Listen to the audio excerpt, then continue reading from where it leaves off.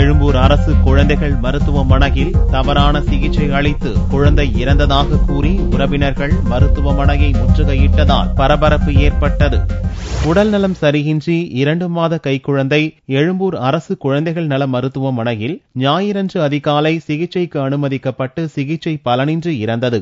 தவறான சிகிச்சையே குழந்தையின் இறப்புக்கு காரணம் என கூறி பெற்றோர் மற்றும் உறவினர்கள் மருத்துவமனையை முற்றுகையிட்டு போராட்டம் நடத்தினர். ஜுரம் ரொம்ப இருந்துச்சுன்னு சொல்லிட்டு இங்க கூட்டிட்டு வந்த அப்புறம் ரொம்ப நேரம் நல்லா இருந்தா. அதுக்கப்புறம் பார்த்தா இங்க ஊசி போட்டிருக்காங்க. இங்க 4 ஊசி அப்படியே குத்தி எடுத்திருக்காங்க.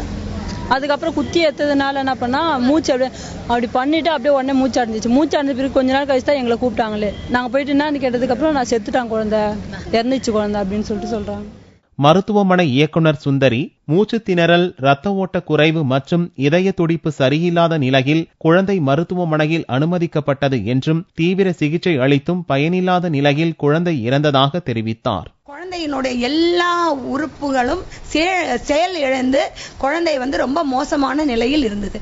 இந்த நிலைமையை குழந்தை மருத்துவர்கள் குழந்தைங்களோட அம்மாட்ட எடுத்து கூறி அது DIL லிஸ்ட் வாங்கினாங்க. அப்புறம் அவசர குழந்தை 6:30 மணிக்கு தான் எங்கள் மருத்துவமனைக்கு கொண்டு வரப்பட்டது. குழந்தையினுடைய நிலைமையை பார்த்து உடனே அங்கு உள்ள மருத்துவ குழு அவசர சிகிச்சையில் ஈடுபட்டது.